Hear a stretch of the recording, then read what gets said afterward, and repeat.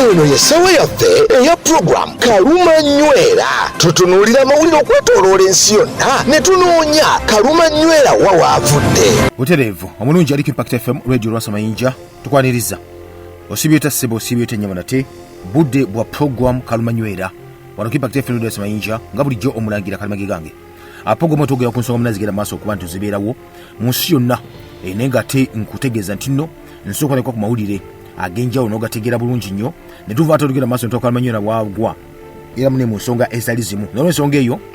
kkiriza nate tegana mawulire okuva ku semazinga Africa wano tulabe ki ekigenda maaso wano wali tujja kutandikako mu ggwanga erimayiddwanga erya Libya muganda nga tuwuliriza batugamba nti nno amawulire agava mu Libya agamba nti nno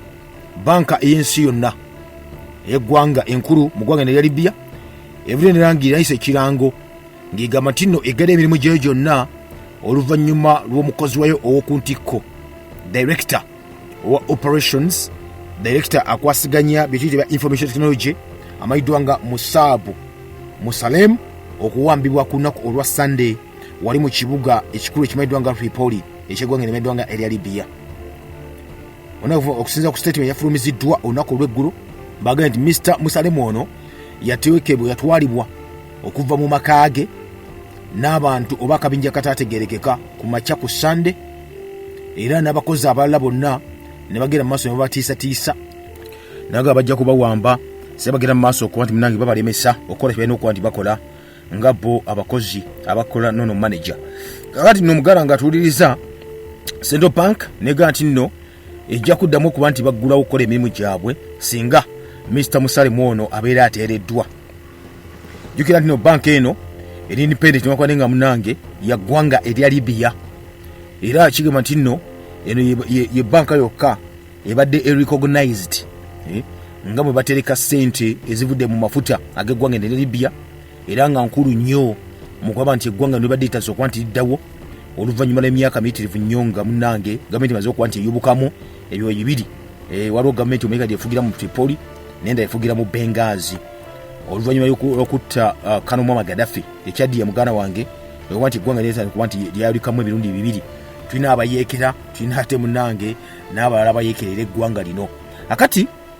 bino ebijjidde Central Bank emu yali yalumbibwako emabegakaawo abasajja bamukwata mundu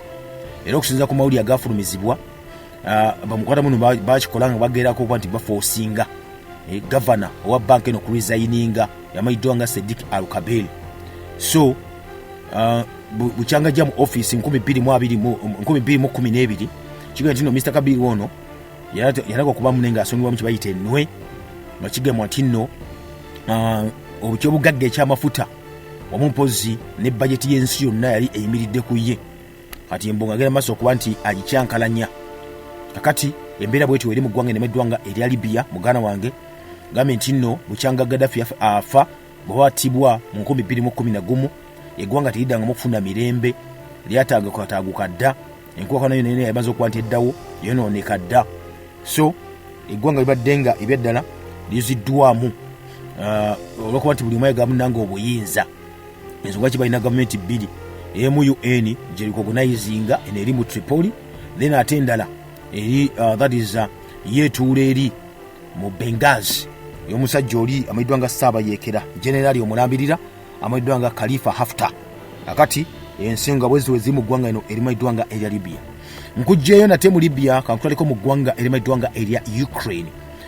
muganda nga atuuliriza kyeka nti nno kati bali mu ssanyu babukira waggulu balooza nti olutalo ebyaddala bane balukutteko. Jjukira nti Ukraine eri mu lutalo n'eggwanga erimayiddwanga erya Russia for the first time kubanga gyebuliko emagakaawo Ukraine ebadde Russia ebadde tefunangako kibayita bulumbaganyi munda mu ggwanga lyayo nga Russia egamba ekola bikwekweto wabula nga ebikola munda mu ggwanga erya Ukraine ne muganda wange bakubye olutalo lwakubye kibayita enkyukira. Akati Ukraine okuvannyuma okufuna kibayita ebyokulwanyisa okuva mu mawanga aga NATO n'abanywanyi ku Amerika Bungereza n'abalala bonna. Akati muganda wange twogerera olutalo Zelensky yagamba luli kati kaseera balutwaliyeko ne Putin aluuliremuko mu nsi ye. Twogerera okuva wiki nga tuli mu yakubiri nga Ukraine emaze okuba nti yeesogga mu kitundutundu eky'eggwanga eno erya Russia ekimayiddwa nga Kursk. Akati ekiriyo muganda wange luyayingira newamba ebyalo ebyenjawulo neteko n'abantu abali baleeta kyebayita resistance era n'abantu abalala ne badduka baga mudduke musime emitu ya mudduke ne badduka ne bitundu ebyo ne bagenda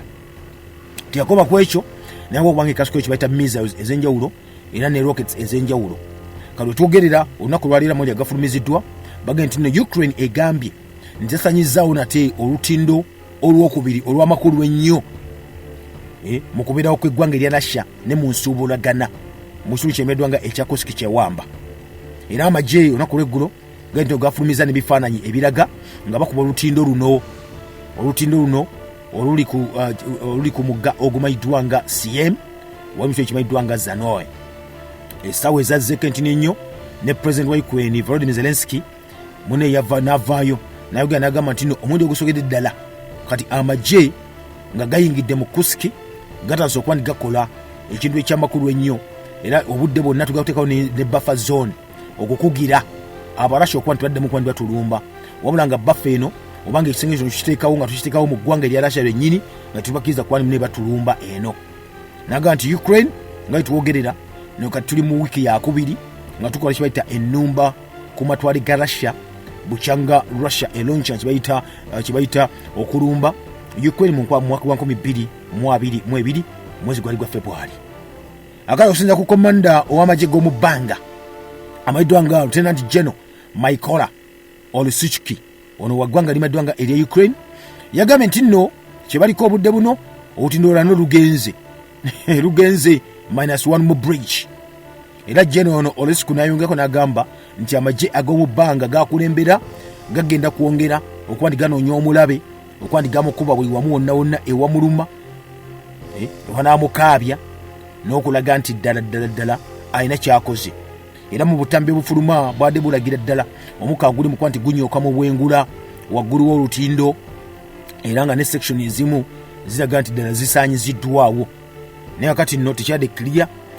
oba ddala baazikubye ddi banafunayo boogera naye nga wiiki ng'etandika ewedde munange Ukraine eno jukira nti yali yasaanyawo olutindo olwasookera ddala wali ku omugga gumayiddwa nga Sayim okujja tawuni eya Groshokovo olutindo ono kigamba nti lwali lukozesebwa eggwanga erya Russia okuba nti munange batambuza ebintu naddala ebyabalwanyi emmundu ozitwala eri abasirikale akaje buvuddeko okusinziira ku analysts bana bannamagye abagenda okuba nti batunula bakuba toki mu nsonga z'amagye baga nti nno entindo 3 eziri mu kitundu ekyo zibadde zikozesebwa nnyo eggwanga erya Russia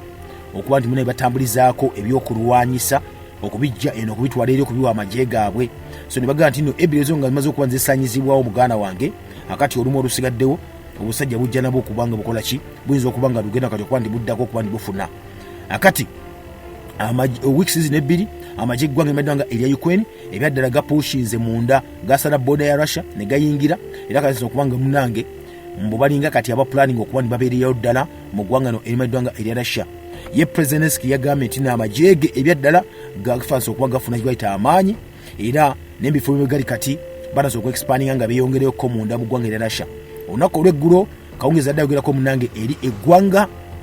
yagambye nti operation in the Kursk region is still inflicting losses on the Russian army and the Russian state yagambye nti bikoketo byaffe tukola mu kitundu kyemeddwanga ekya Kursk bikyagenda mu maaso okuba nti bituusa obulabe n'okufiirwa kunene nnyo eri amagye eggwanga erya Russia mpozi n'eggwanga lyonna okutwalira awamu naga nti ne ministry yaabwe oba defense industry yaabwe wamu mpozi n'ebyenfuna ebyaggwanga erya Russia biga mu maaso okuba nti bikola ki byonoonebwa olw'okuba nti Ukraine eyingidde munda naye wako n'agamba nti nno kino tekiri just kyakutaasa ggwanga lya Ukraine kisingawo keekyo nage ekigendo kyaffe kisinga obukulu kyakusaanyawo obusobozi obwa ggwanga erya Russia okugenda mu lutalo n'okulaba nti nno tufuna ebitundu biyitirivu nnyo okuva ku ggwanga ery'eddwanga erya Russia era naga nno kino tugenda kukikola nga tuteekawo ekisenge ekiri gaggadde kyokuba tuziyiza omulabo okuba ntajja etaddamu kuba nga atulumba eno ate ng'ekyewunyisa tugakuba tukiteekawo mu ggwanga erya Russia eri ku saidi ya Russia si mu saidi ya Ukraine akati omusajja mayiddwa nga Mikhailo Podolaki ono ye muwagezi wa Zelensky yavuddeyo n'agamba nti nno Ukraine teri interested nnyo okuba nti munange bokipayinga Russia naye kyebaagala kiri kimu kyokka bakuwaliza Russia okuba nti yenyigira mu nti bayita enteseganya ez'okukomekeza kuno okulwanagana Moscow bino nebadde yegamba oba Russia bino ne bakola bali mu jirumya mutwe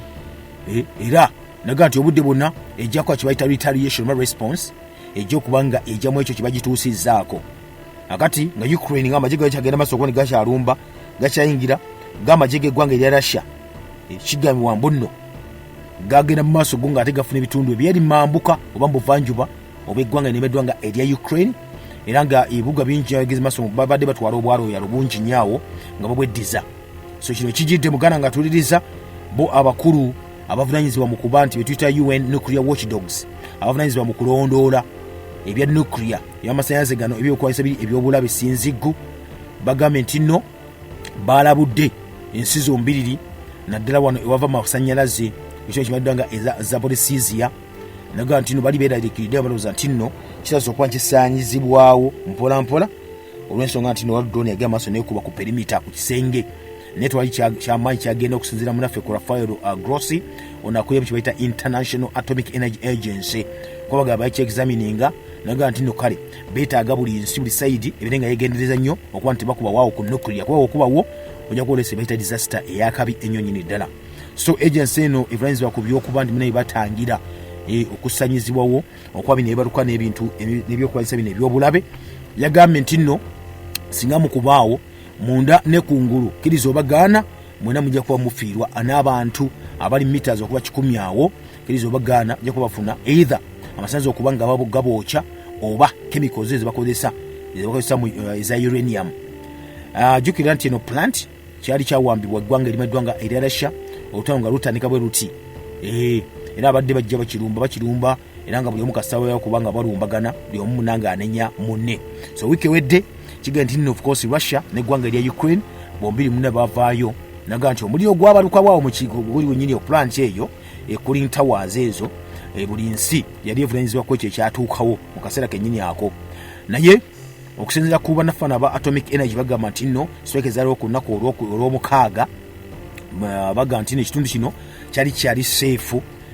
tewaliwo kuba nti munange kikola kituukibwako naga kirimu ebiwaatuka nolw'ensonga eyo tewalina kubaawo biraliikirivu olw'ensonga singa amagye gali maaso okuba gatulisa emmundu ebizuka okumpi n'ekitundu kino kinaavaamu tuyinza okuba nti bajja kuba kikontrolinga bonna.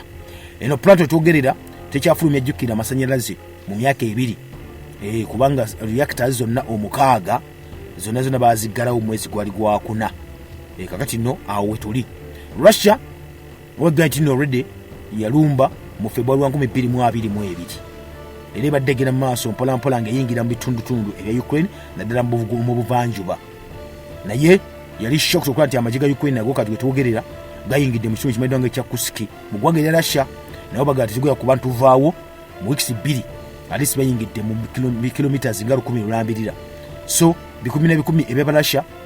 munnange bo baddusedde okuva mu kifo kino bageze okuba bafuna kibayita obuddamu munda ate mu ggwanga erya Russia. So omungi ogusogedde ddala muganda nga tuliriza okuba tufunye amagye amagwira okuyingira mu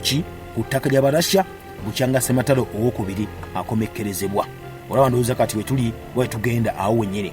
bwe nkujja omuganda nga tuliza nnyo kutwalako nate mu ggwanga erimaddwanga erya Israeli kyekigenda maaso eyo akati wetwogerera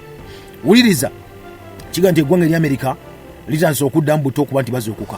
balabe nti nno munnawe wateekwa kibayita okussa wansi ebyokulwanyisa wakati wa Israeli ne bannaffe abahamaddwanga ba Hamas. Akati Secretary of State ow'eggwanga erya Amerika amaddwanga Anthony Blinken wetwogerera munnaffe yatuuse dda mu ggwanga lya Israeli ng'ayinza okuba nti munnange alaba okusindikiriza oba n'okuteekawo kibayita entegeragana ey'okusansa ebyokulwanyisa n'okuta abawambe eyo ddiru ng'erina okuba ng'etuukibwako wakati w'eggwanga erya Israeli n'Abapalestine. Akati kuno okutambula kwe kwa mulundi gwa 9 ng'ajja mu Israeli bukyanga olutandika mu October era kino kijidde nga USA obw'eggwanga erya Amerika lifulumiza nate proposal gye basobola okuba baleeta bagimodifyinzeemuko era kibaliko kiri kimu kyokka kulaba nti nno abasajja badde balwanagana okuva n'ebbanga eddene nnyo nnyini ddala batuula ku mmeeza ne bateesa bombiriri. Eggwanga erya Amerika bagenda nti nno bo bennyini kati bali ku ntikko ya bino baga nti munawe era kibayita okutuula kubanga n'enteeseganya zazzako okuba nziddamu eri mu kibuga Doha naye aba Hamas bagamba nti nno ebyaddala okuddamu kw'okuteesa kuno kulinga just kirooto bulooto waliwo batagala kwandi mune kugenda mu maaso kale njawukana ezigenda mu maaso wano ziri wakati w'amagye ag'eggwanga limeddwanga erya Isirairi kiga nti no gaali gakkirizibwa oba gaali gavunaanyizibwa okusooka okubanga munnaye gava mu Gaza mu lwanana lw'e Gaza ng'aba Hamas bwe baayogera bwe baasaba kati Mr Blinken ono utuyita Anthony minisita w'ensonga z'amawanga ag'ebunaayira yakola secretary of state jukira yagamba nti balina okuteeka pressure akazito ku mukulembeze ow'eggwanga limeddwanga erya Isirairi toga prime minister olwo siku president prime minister kubanga prime minister yasinga amaanyi nagamba nti olunaku wairo engeri ba meetings leero bakuba boogereziganya alenga musa kibaita akazito such that akkiriza okuba nti munnange emu ku ebyo ebinyigiriza aba Hamas birekebwe ebbali such that deal egenda mu maaso akati wetwogerera kiga nti nno bano badde bakozesa nnyo phrases ezenjawulo okuba nti munnange waliwo okutiisatiisa okugenda mu maaso kati baga nti Abamerika kyebaga kiri kimu kyokka bakulaba nti nno nga bafuna kibaita obuwanguzi mwikisa at least mwike eneddako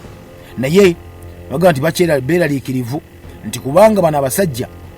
obukulembeze bwa Isirairi n'omukulembeze bwa Hamas waliwo obutakkanyi obukyaliwaawo kubanga buli omu ali mu gamu nti yalemesezza entisiginya zino okugenda mu maaso era Sabiti yafulumiziddwa ku lunaku olw'eggulo aba Hamas bano bamukwata mundu aberi mu Palestine aba Hamas bano bayita abatujju babadde bavuddeyo ne balumba prime minister wa Isirairi Benjamin Netanyahu namugamba nti noono yalemesezza ateekayo enkola zonna eziremesa okuba nti n'endagaano tezigamba maaso okuba ziteekwa kibaita emikono mbu ateekawo conditions empya n'ebyetaagisa obupya nga kyagala kiri kimu kyokka kwongera olutalo kwongerayo nga ye agenda maaso okuba nga asuula bomu ku bantu n'okutta abataŋŋamba era mu statement yavuddeyo negamba nti nno ono Netanyahu nga ye avunaanyizibwa ku kimu ekigenda mu maaso kyokuba nti nno endagaano teteekebwako mukono era okusinza ku information munnange yenafunye ebukuyo munnange byetwasomodde mu kibayita modified proposal ebiri modified yakyusiddwamu nti bagamba mbu n'amaaso bagitegeddeko keno nti amagye gano aga Isirairi mbu galina okuba nga gakuumye ennamba entonotonoko mu kolide mayiddwa nga Philadelphia kali akasitipu kawannanda katini nnyo mu ttaka erya Gaza naddala ku booda yaabwe ne Egypt bwatyo bagamba ne Isirairi yo ate egamba nti nno procedures zonna ze balina okuba ndi bakola ku booda awo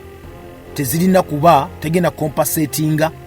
kye bayita Isirairi nga eveewo yo ebalekera awo ng'ekyali kirina okuba kiteekebwa mu ddiiro yasookera ddala bafeezi yasookera ddala okufulumizibwa President Joe Biden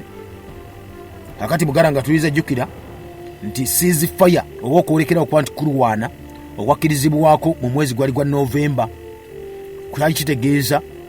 basooka ne bateesa ne bagamba nti okay kateese era amaasi neeta abantu abakwate 15 balambirira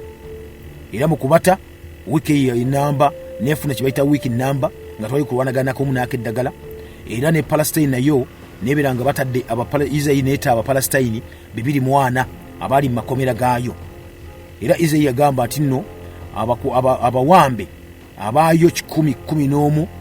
be bakyali mu mikono gy'aba Hamas bano era basubira kino kwabo 39 bo bafu. So President Joe Biden yavaayo n'agamba nti nno ebyadda batuukidde baleka batuuse kati okuba bamaliza ddiiru naye bwedda okemebwako olimo ebwegako katono nnyo kiga nti nno yali yagamba nti ojja kubawo kibayita okuteeka wansi emmundu bateese bwe kintu kitambula bukwakku naye omusajja ono prime minister wa Isirairi ebyaddala yagambye kabinenti mu lukiiko lwatudde olunaku olw'eggulo nti n'enteesaganya zonna zirina okuba nga zitunudde ekintu kimu okuba nti abantu bonna abawamba bakwatibwa badda ku butaka nga balina kamago konna n'ekirala nte tezirina kuba nga ate zikola zikyankalanya ebyokwerinda ebyeggwanga n'eby'eddwanga erya Isirairi era naga nti waliwo ebintu ebimu ebitalina kuba nga bikola ki kuteesebwako n'akamu n'akeddagala terina kuba nga tubiteesaako birina okusigala bwe bityo era nakiremerako kati naawe wali obuzibu gana nga tuliriza ku sayidi eno yavuddeyo n'anenya aba Hamas n'abagamba nti nno bano beera kuteekako pressure ey'amaanyi ennyo okulaba nti nno batwa ku mmeeza bateese yayagala bakkirize n'ekifuba kati nno ebyayogera bino bina omukulu mu Hamas n'amuddamu n'amugamba nti nno betu amawulire getufunye gonna okuva abalungamya gali disappointing, ganyiiza nti ebyaddala tewali kigenda mu maaso mu nteeseganya zonna zino. Okiwulidde baaba? Kakati naawo bana okukyusa beta tactics ez'enjawulo. So pressure ye ekyagenda mu maaso okuba nti Washington oba eggwanga lya America baga nti nno kale nga bakyanonya akalwelwe waabwe, pressure naye baliko kale baga okulaba nti ate munene neno bajja mu nteeseganya zino. Original plan yateekebwawo President Joe Biden munange eyali ennaku zombi zaali 27 May gyewa Israeli yali mu phase ezaali 3. Phase esooka kusansi byakulwanyisa byonna emale weeks zaali 6 okujja amagye g'eggwanga lya Israeli gonna egajja mu bitundu ebirimu abantu ebya Gaza, n'abantu bonna abasibe bere nga bawanyisiganya nga mulimu abakazi, mulimu abakadde wamu n'abalwadde n'afunye ebiwundu ebyenjawulo. Then Israeli nayete Abapalestine beekutte mu makomera gaayo. Phase ey'okubiri yali erimu Okutta abo bonna abawamba bali basigadde, then n'okulekerawo okuba nti balumba ekitundu kya Gaza, permanent end of hostilities. Ate phase eyokusatu yalimu okuba nti baddemu okuba nti munaye baddemu okuzimba Gaza n'okukomyawo emirambo gyabo abaali bawambiddwa aba Hamas. Akati ebinezo phase zonna bwe zityo kigamba nti nno bo bazayo bwe batyo era Hamas bagadino zibena okuba batambulirako. Kati America yakozemu enkyukira nekolamu kye bayita ennongoosereza. Hamas okusinza ku mawulire agava mu Hamas ekitongole ky'ebyobulamu baga nti Israeli babadde bali awo balowooza bali mu kuteesa nekuba ate nekasuka strike ebizuka drone ez'enjawulo ne bazuka ez'amaanyi ennyo ne batta abantu 21 nga mulimu n'abaana 6 olunaku olw'eggulu. Era mu mbeera y'emu ne Israeli nevayo munayi nekakasa ekyakoleddwa olunaku olw'eggulu negamba nti nno yabadde eyenoonye kye bayita rocket launchers. Abasijja bano ba Hamas bayimirira bakasuka ebizuka rocket launchers ezabadde ziteekateeka okuba nti zikuba Israeli okuva eri mu maserengeta ag'ekibuga ekimanyiddwa nga ekya Gaza wali mu Khan Yunis. Era wabaddewo okulwanagana mu weeks eziyiseewo kaawo mbu ne batta abantu Palestine 20. Kakati nno ebigenda mu maaso mu ggwanga bigenda mu maaso mu lutalo luno wakati wa Israeli n'eggwanga ery'eddwanga lya Palestine. Kibuzo kisinga kya sitaani nga muganda atuliriza nti kaluma nywera avaawa wakati wa Israeli ne Palestine. Okyali mu program kaluma nywera. Okay, butereevu tuli ffenna gwe munaffe atuliriza tukyali mu program eddwanga kaluma nywera nga bulijjo omulangira kalimage gange. Tulina nate kaluma nywera wava wakati wa Israeli n'eggwanga ery'eddwanga erya Palestine. Era ng'ebyaddala right about now tuba tweyongeddeyo tulabe nate mugana wange kyekigenda mu maaso enjawukana eziriwo wakati w'eggwanga n'eddwanga erya Palestine wamu mpozi bayita Bafirisuuti saako n'Abayudaaya liyita eggwanga n'eddwanga erya Israeli. Twakumaliza okulaba nate ebimu ku ebyo ebigenda mu maaso okuba nti bayita okusika omuguwa wakati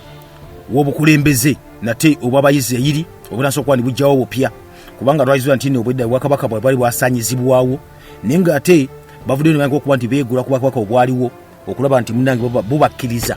okuba nti bafuna kye bayita okusinza mu nsinza yaabwe customs zaabwe oba ennono zaabwe nga tezigenda mu maaso okuba nti munnange zibikkibwako oba zimwako kye bayita ettaka. Era ekyo munnange ne baba nga balinga bakifuna naye era wekyatuukiraawo nga abaali Abagriiki balaza okuba nti boba ne basenza oluti okuba nti bava mu bwakabaka buno ate Abaroma be bayita okuba nti bajja babanunula okuba nti bano baagala bali beeyagaliza ekitundu kino okuba nti munaye bakitwala. Twalaba nate ebimu ku ebyo omusajja amayiddwa nga Mark Antony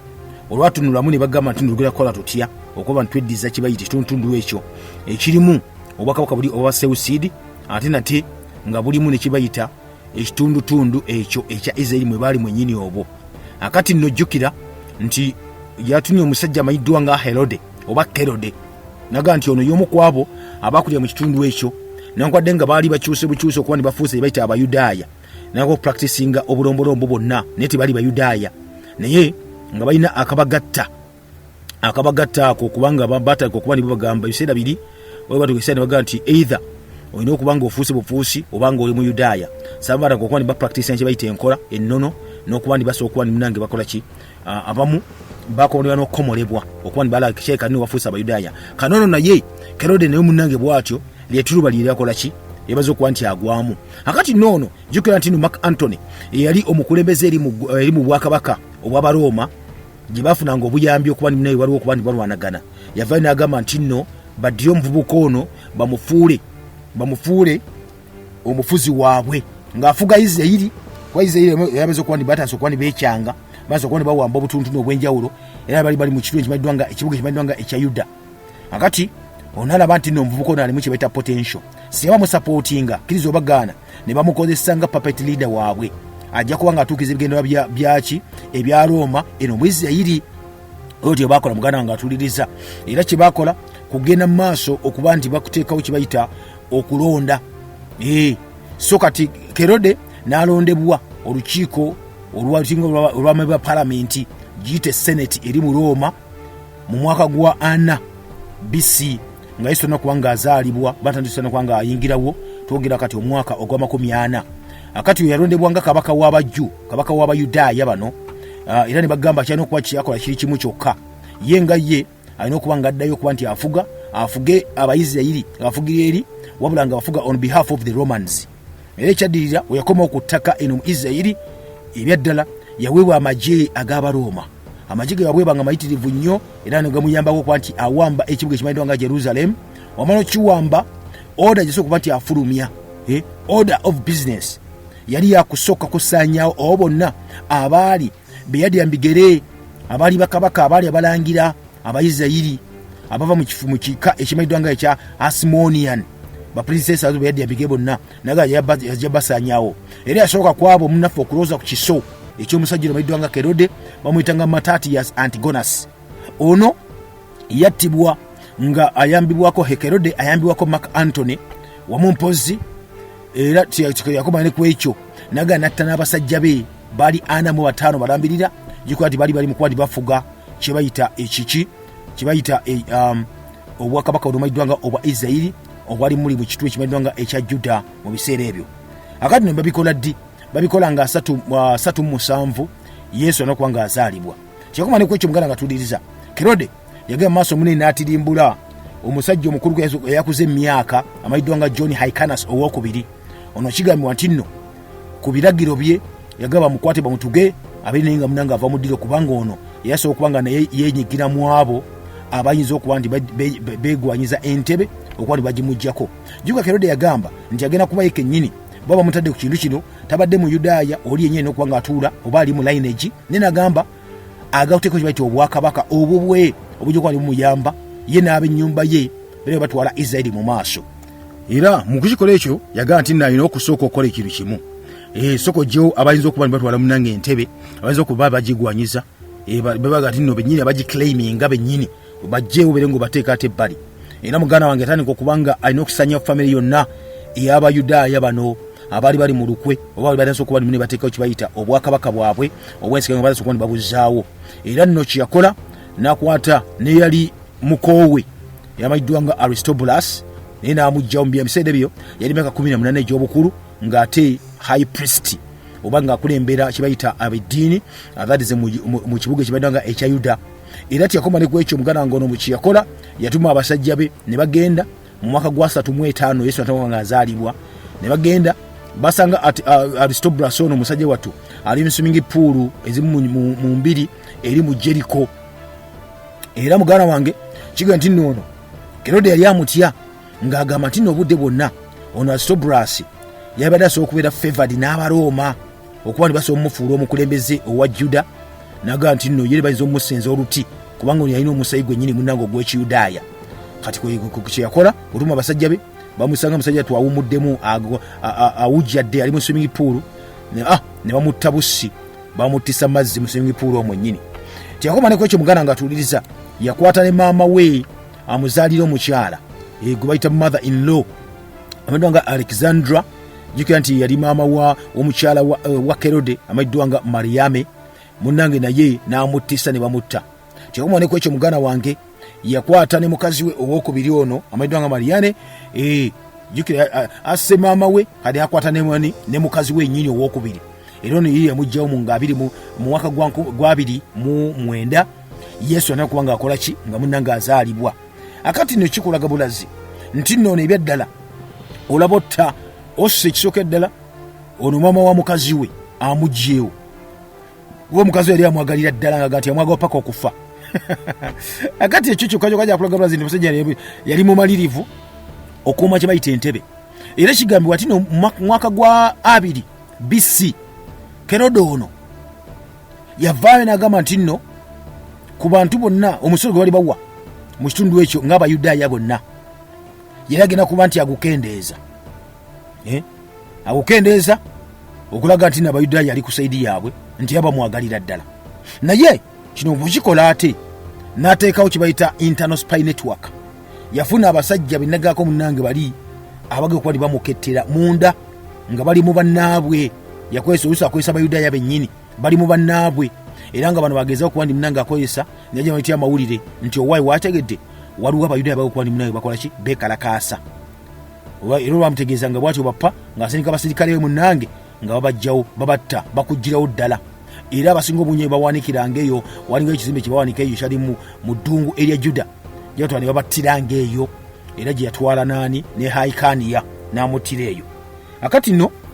ono gambe nti nno gwe mulimu gwogwo yakolanga era kiyakola n'ekyo muganda nga tuliza okumanya yalina omusajja ono nga wabulabe nnyo yeegana okuwa ekimu ku ekyo kyamufuula omusajja waliwo w'obutabbo kiga nti nno ono yakwata ku batabani be basatu batabani be n'abatta ababiri abasooka Alexander wamu ne Aristobulus nga batabani be bano bali batabani baani ba Mariyame yeganno bano bali bagakwekubana ne maama waabwe kuba nti Mariyame yayinamu kye bayita omusaayi guli ogw'Ekiyudaaya nekitegeeza nti nno okkiriza obagaana alina okuba naye abajjawo era abajjawo bano batugibwa butugibwa wali mu Samaliya nga omwaka gwali gwa 7 Yesu atandika kuba nga ajja era munnange ne babuziikibwa wali mu kye bayita limbo eya Alexandria mu webaziibwawo ennaku kiga nti nno n'omutabani yasembayo kiga nti nno nga tannaba kuba nga ono omusajja afa Kerode yagamba sonaga nno ne bamutte Antipeta era n'aziikibwa nga tebakoze nakantu konna kulaga nti nno aziikiddwa seremoni yonna okuba ndi bamukungubagidde wali mu Haikaniya mu mbeera bwetyo munaffe atuliriza akati nno kigamba nti bwatuuka mu myaka 4 ejasembayo mu bwakabaka bwe ono omusajja Kerode ebyaddala n'akyukira ddala kuba kigamba nti nno nga mu mwaka ogw'omusanvu Yesu anakuba nga azaalibwa ono yakwata abasajja abasirikale bannamagye ababe bennyini n'abatirimbula ng'akitudde nti yambala sokweko baana nawe kwali bamujja mu buyinza okitegedde kyakumane ku ekyo n'akwata abafalisaayo n'asooka abatta mwaka gwe gumu ogwo era muganda nga atuze kigambwa nti nno ekyali kiriwo kiri kimu nti abafalisaayo bano abasinga obungi bali bavuddeyo mbu ne beekobaana naani ne Ferolasi ono kigambibwa yali muganda wa Kerode omuto kati barafalisaayo bali boogera naani ne mukazi we era nga ne bamugamba nti olw'ekisa kya Mukama Katonda n'endagaano Katonda gye yakola nti entebe eyo erikwali watudde namulondo eyo ejja kuba emugibwako ye wamu mpozi n'abaana be bonna n'abaana ne mujjembi g'omusaayi gwe tebaliddamu kuba ne bagituulako era amaanyi gonna g'obwakabaka bw'alina bajja kuba gakola ki gabagibwako nga bakyagalina bino munanga abinyumizaani mukazi wa mugwani wa muganda we wabanyumiza bino of course bo bali basanyuka ne kasagwa mu lukwe bapa kirizo obagaana naga nti bati bandowooleza nti ze n'abaana bange tetusikira bwakabaka buno ate nga nze mbutuddemu muna amawulire kasaga atambula gonna mu bwakabaka bwe tena kyakkola muganda nga atuliriza n'akwata nasooka atirimbula mu mbeera bwekyo era bano muganda nga tuze bava nayo ne boogera n'okwogera ne bagamba nti nno ebyaddala ono Kerode yali musajja nga wabulabe nnyo nga bw'okiwulira era muganda wange yawulira engambo nga zoogerezeganya naga ati noke bwe banga kujjawo byawandiikibwa ke kaseera bibeere nga bivaawo ke kaseera bibeere nga bikola ki nga biviirawo ddala tuwoga ku ki kubanga imu omusajja ono gwe tuyita Kerode yali yabiwulirako nga byayogerwayogerwa dda edda ninaga atajja kubuye nga ye tebijja kuba nti bimukolako tebijjira ddala kati abafalisaayo abasinga omungi bali bavuddeyo nga bagamba nti nno bali bamutaddemuko ekitiibwa ekitonotono olw'ensonga nti yatandise okuba nga abazimba yeekaalu ezaali zamenyebwa edda, era mbu ate yagezanga okuba nti akola ye kyennyini okusanyusa mbu abayudaaya abali mu diaspora abali badduka mu ggwanga oba mu bwakabaka obwo nga badduka bagenda ewalala nga mu Egypt. Kakati noono yagamba kintu kimu kyokka nti abo bonna ekyabanyiiza abaite bamukkiririzaamu nga bagwa ne ku bukulembeze oba bakulembeze buno obwa ddiini nga ba high priest. Ate ekyasa okuba tukibanyiriza ddala eriya kwegeta bannansi abava ebweru outsiders okuva mu Babiloni ne Alexandria n'abaleeta okuba nti akola ki bo bateekamu n'embifo ebyo abalina okukulembera mbu abayudaaya mu nsinza yaabwe. Kyabanyiriza ddala nga bw'okiwulira. Era muganda nga agambye nti noono yagenda mu maaso nabeera ng'atandika okunyiriza ddala kye bayita abayudaaya bano bennyini, era ababala okuba nti balwanagana mpola naye ng'ekikulu kiri nti ono omusajja gwe twogerako yalina enkolagana ne yali kabaka mu biseera ebyo ow'Abaroma, kubanga jjukira of course yalinga ajja obuyinza eri, era kigambwa nti nno yayagala ateekengawo enkola eneesanyusanga Abaroma kubanga jjukira yali papeti waabwe. Era nno ye kyakola kyali kimu nga empera kyayogera oba kabaka w'e Roma kyalina okuba nga akatambulirako, era ng'afuga abayudaaya bonna mu ttaka lye bagaa nno liri hole, nga bafuga ku biragiro byani ebyateebwa kabaka Oweri ewa Roma. Era kigambwa nti noono yeyagalanga nnyo ekintu kimu kyamutta, wagala okuba nga munnange amatiza oba asanyusa abayudaaya n'abatali bayudaaya bennyini ate obwakabaka bwe nga balansinga. Kyokka mu kubalansinga okwo ng'alina okuba nti munnange amatiza eri Augustus eri kabaka mu biseera biri ebyabannaffe Abaroma, nga amusanyusa atya nga ennono obuwangwa obw'Abaroma bwonna bwaleeta eno muki mu bannaffe wano abaki abayudaaya. Era ebyaddirira mu bwakabaka bwonna ebyaddirira nga ne mu yeekaalu mwennyini ebifaananyi akola abagwike bakolanga nga bakuba mu bifaananyi by'Abaroma, bansinza basinza Abaroma, statue batadde zonna na statue z'Abaroma, era nga ne bagamba nti n'Abayudaaya balina okuba ne bazisinza. Muno yateekangawo kye bayita omukono ogw'ekyuma. Kati enkola yennyini Agasa gye yafugangamu obwakabaka bw'Abaroma buli empayo nayo eyo polisi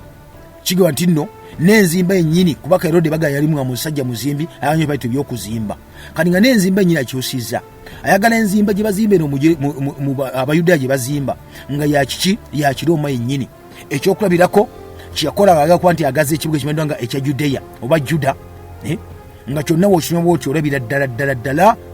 enzimba yonna y'Abaroma. Era na tempo zeyazimbanga oba zeyatereezanga mu ngaazi waayo eri kabaka amanyiddwa nga Augustus Omuroma. Nekinyiza kye bayita abantu muganda nga atuuliriza betwogerako abanyiiga bamu ku abo Abayudaaya abaali mu kye bayita obwakabaka buno. Akati noono okumanya yali musajja wa bulabe olwawulira bali abasajja Abafalisaayo nga beeyogeza mbu ng'ebyawandiika bwe byali akaseera kajja kutuuka okuba nti nno tokyali mu buyinza, tokyafuga. Byamunyiiza omusajja ono ebyaddala, era kyeyakola naga nti omwana alizaalibwa oba talaga okuba bagenda mu bunnabbi nti wajja kubaawo olwakitegeera nti nebyaddala omusajja ono tagenda kubanga afuga ye kennyini. N'alagira kubanga ono enjogera yagenda mu maaso neyogera naga nti okumanya ali musajja wa bulabe nnyo Kerode ono ye kennyini kasa kiwulira ekyo nti waliwo abaana abato abajja okuba nti bazaalibwa nga Bayudaaya balina omusajja gwenyini pure blood babere bakabaka abo bakabaka nomanyiddwa nga obwaki obw'Abayudaaya, then kiriza obagaana ye kennyini alina okuba nga muna ekintu essali y'amagezi. Akati muganda nga atuuliriza kigambibwa tuli mu myaka egyo tusembedde emyaka gy'obuzaale bwa Yesu. Akati mu myaka gwennyini ogwo omusajja kyali mu kutya awulidde eŋŋambo ezigamba nti obudde bonna kabaka ba Yudaaya agenda kuba nga azaalibwa. Munnange wuliriza, awo Yesu bwe yazaalibwa mu BETHLEHEM ekyebwe Yudaaya. Tuwa ku mirembe gyennyini egya kabaka ono Kerode. Kigamba nti nno yawulira abagezigezi ne bava ebuvanjuba ne bajja e Yerusaalemi nga bagamba nti nga bebuuza ekibuuzo nti ali ludda w'oyo eyazaalibwa kabaka w'Abayudaaya. Muganda wange bino kubyogera bagamba nno balaba emunyenye ebuvanjuba, era naga nti nno ng'ebyandika bwe bwali mbu ne bajja okumusinza we yazaaliddwa. Byonna ebyo Kerode abiwulira. Kerode we abiwulira, muganda nga yeeraliikirira. Era mu kweraliikirira ennyo nyini ddala si yeka, ne Yerusaalemi yennyini yeeraliikirira yonna ng'abaalimu. Kigambibwa nti no mu biseera ebyo nga kabaka n'atumya bakabona ab'enjawulo, abakulu bonna ne bajja, n'abawandiisi b'abantu bonna, era ne babuuza ekibuuzo. N'abuuza ekibuuzo kimu nti Kristo alizaalibwawa? Mu kutya okungi ennyo abuuza ekibuuzo. Kabaka y'abuuza ekibuuzo, abuuza omwana omuto gy'alizaalibwa. Atidde bamugamba nti n'ebyandiko byakutuukirira, omwana omuto alizaalibwa ng'anafuka kabaka. Munnange nabo ne bamugamba nti nno ebyaddala Kristo alizaalibwa mu Beselekemu eky'Obuyudaaya, kubanga bwe kyawandiikibwa nabbi bwe kityo nti nawe Beselekemu ensi ya Yuda toli mutono mu balangira ba Yuda, kubanga afuga aliva mu ggwe, alirunda abantu bange Isirayiri. Muganda wange bagenda byogera boogerera mu muki mu mutima gwa Kerode gumukuba guti wakwandi gwefubutukamu. Awo Kerode kye yakola mu kutya okwenjawulo kunje nnyo nti n'ayita abagezigezi n'abayita mu kyama, n'ababuuliriza eyo mu biro, n'ababuuza ekintu kimu mu biro bunnange emmunyenye byakamala okulabika, bali nga bamuddamu kamune ne bamubuulira. Bino ne betwogera bisinga munje nnyo, abamu tebabiwandiika nako, ne biri mu Bayibuli ate mu yafulumira, era abamu olugero balutankana. Nenga ebimu baga nti no Kerode ekyamuvira kuba nti atuuka ku levo ekisunguwala okuba nti munange yekyayira ddata kwanga afa. Yesu amaze okuba nti azaalibwa. Akati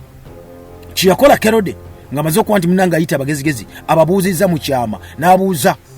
emmunyenye yakamala okulabika munange, yakamala bbanga ky'okuba nti yerabika. Kigambwa munaffe yabasindika e Beselekemu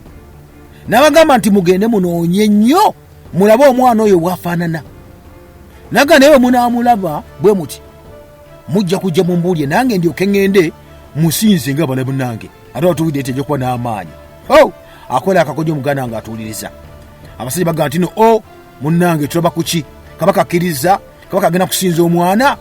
kabaka wa Yuda, kabaka Omuyudaaya. Munnange olaba kabaka bayagedde bwebityo ne basanyuka nnyo, era ne bagenda. Mu kugenda bagenda balabira ku munyenye, era gye balabirako munnange yawa ey'ebuvanjuba. Emunyenye ne bakulembera, mmwe munyenye nejja bulungi neeyimirire waggulu omwali omwana we yali ali. Mune balaba emunyenye ng'eyimiridde bweti ne basanyuka n'essanyu liyitirivu nnyo, era ne bayingira mu nnyumba ne balaba omwana ne Maliyamu nnyina. Munnange olwamulabe bati nga bakubye ku liiso bakuba ku mwana, ne basanyuka ne bavunnama ne basinza omwana. Era ntikigambibwa ne basumula n'ensawo zaabwe ne bamutolya ebirabo ebya zaabu n'obubaani n'omugavu. Obwobu bwali muli obuloosa muganda wange, babutonya omwana omuto eyakazaalibwa mu nennyina. Munnange kigambibwa nti nno mu kaseera kennyini ako bamaze okuwayo ebirabo bawujjaddemuko balabe nga bakola ki, ate baddayo bazza amawulire eri Kerode. Mune kigambibwa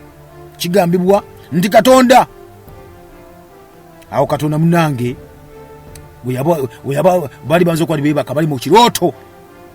Katonda n'abalabula n'abagamba nti no temuddayo wa eri Kerode. Era mu nkulabula bwatyo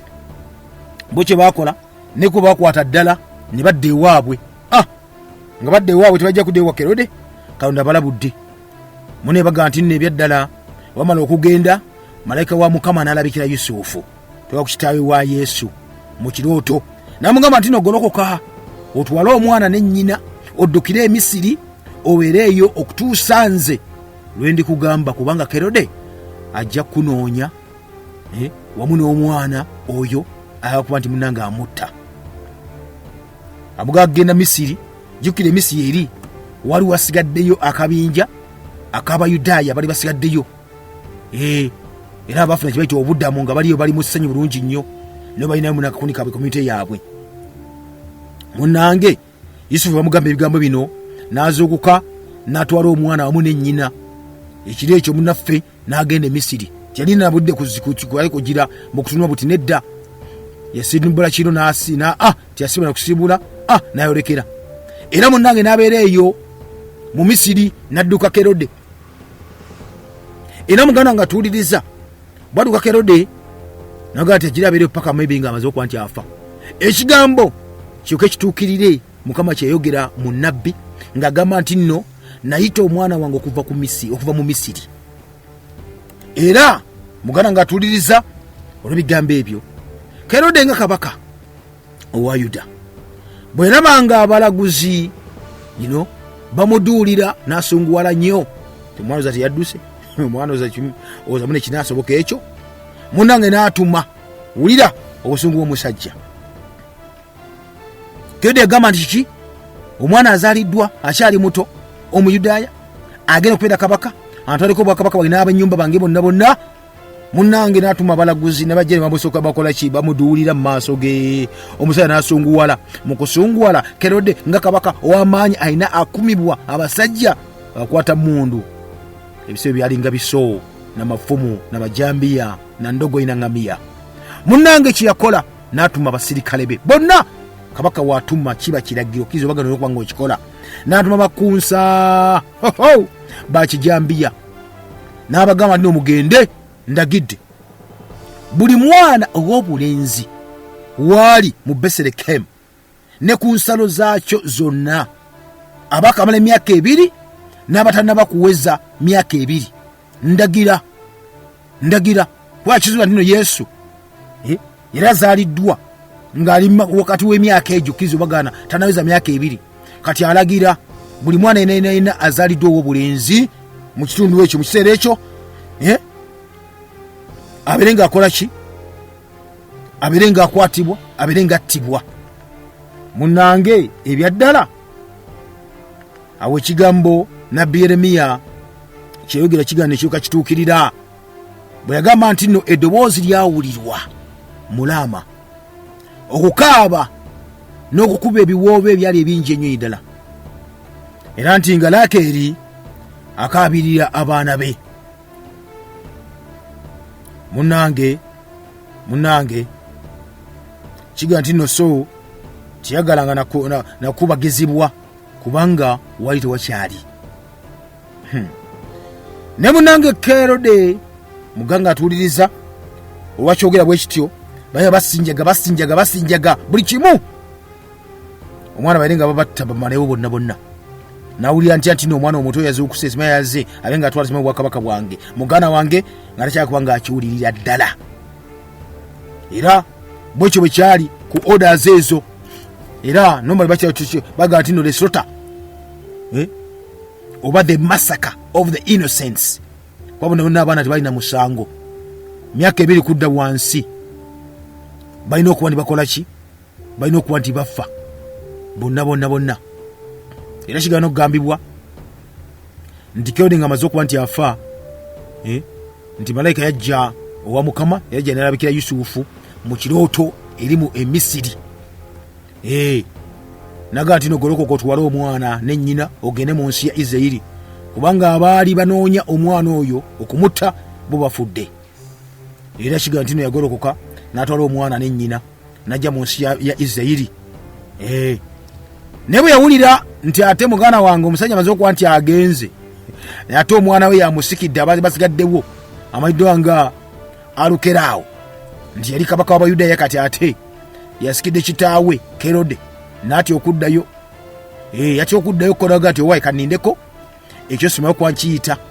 naye Katonda bwe yamubuulira munnaffe mu kirooto kyeyakola neyekoolobya n'ayita mune ku luuyi olw'Eggaliraaya oluwanvuko mune walituukira ekyo simayo okuba nkikola kiyita munnange mu mbeera bwetyo.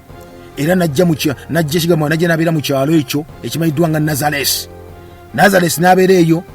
ekigambo nabbi kye bayogera mune kyoke kituukirire nti ayitibwa muki? Aliyitibwa Munnazaalayo. Aya basi akati muganda wange atuuliriza ensobeso ezatambula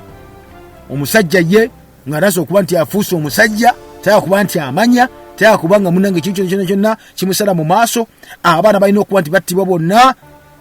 era kituufu battibwa. That is okuttibwa kyali kitya olwawulira nti nno oyo omwana anaazaalibwa yawe kubanga afuuka kabaka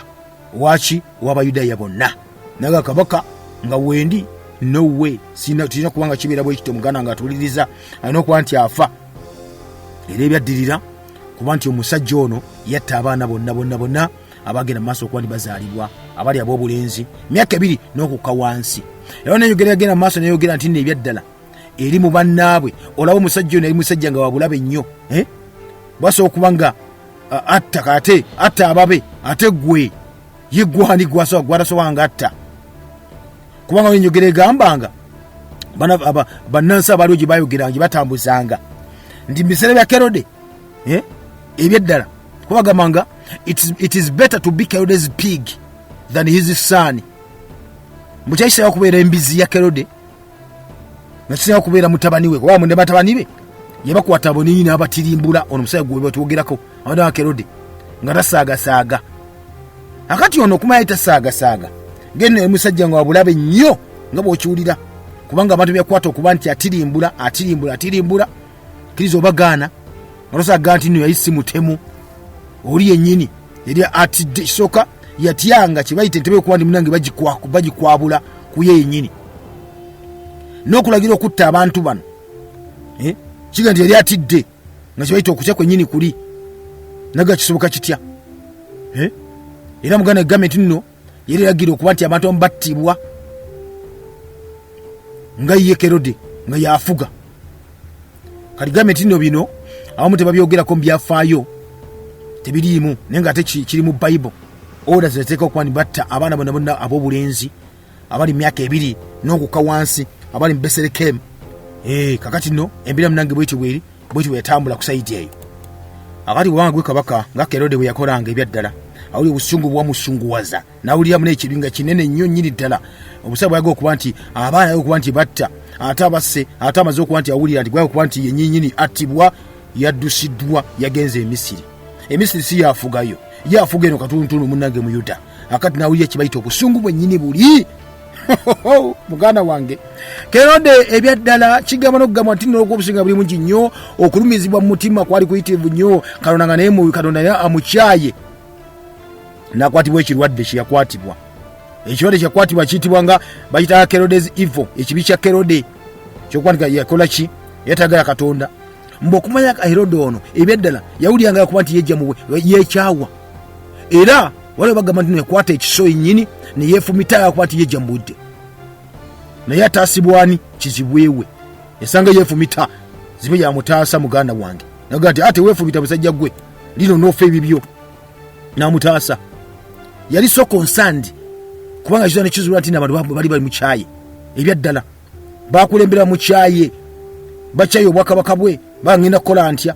nakizana kizula nti n'ebyaddala yabulyanga bogena okwogera nti nno ne bwalifa zijja kuba mbuutu bwalifa zijja kuba mbuutu muganda wange. Kerode nanyigira ddala era kyeyakola nawa order nagamba muleete abasajja ab'amaanyi babaleete mu Jericho we yali era kuba olubiri lwe mune babaleeta nawa orders nagamba nti ku lunaku lwagenda okuba nti afudde bwati lwalifa lunaku lwalifa bunyakisaka afudde mbwati apa abasajja abo abayitirivu ennyo n'ababatte kalinga kyagala kiri kimu kyokka nti abantu balumwe alisi nga basekale bana batu abalala bakaabe de maliga nti bakaabira Kerode okiwulidde yasizula nti bagenda mukaabira abantu nga afudde wali bamukyaye naga nti kale kanzite abasajja bammwe Abayudaaya ku lunaku olwo nawa orders nti bwafanga nobabatte muganda wange sakitatu bakaaba banyolwe abantu bagambe nti no banyolwa nnyo Kerode nga afudde kumbe banyoleddwa nga bana batunga bana bafudde bwatyo nateeka mu kibayita ekiraamo mwakola ekiraamo nti bwefanga mutegu negundi kabaka nga akirese kali nowuliriza muganda nga atuliriza gwekisa mu nkola akati mukowe gwe bayitanga Alexas wamu ne sister we gwe bayitanga Salome munnange baga nti nebyo ojja kufa bibyo musajja wattu naafa ng'ali mu Yeri yafiira mu Jeriko ono Kerode gwe twogera nga kabaka bumala okufa basaba bali balinda baloza nne munnaye bagenda kuba bakola ki battibwa nga yalagira naye nedda Alex amu ne muganda we Salome naye tebagenda mu maaso kubanga bateeka ekiranga ekyo oba ekiraamo mu buyinza. Sometimes abagenda ne balama nga bakyali balamu. Munzike nga nyimiridde, munzike nga nkoze bikoze bitya, naye muganda nga basigalawo ng'omufu. Kizibu nnyo okuba nti osajja w'abalamu kkiriza obagaana. Sesinga bungi babiwakanya kubanga byotaddewo tebajja kuba babisobola. Ofeefa n'abantu abalala yeggwani. Kerode muganda nga atuliza bw'atyo obwakabaka bwe bwe bagenda mu maaso okuba nti busaanyizibwawo oba nti buggwawo, ye nga ye n'afa bibye ng'afudde abantu bamukyaye tebamwagalira ddala, ng'afudde ng'ali disgruntled king w'Abayudaaya. Akati muganda nga atuliza kyekyaddya Kerode nga amaze okuba nti afa. Tujja kutandikira lunaku lunaddako nga bulijjo omulangira Kalimege gange. Mbe bulungi, mweraba.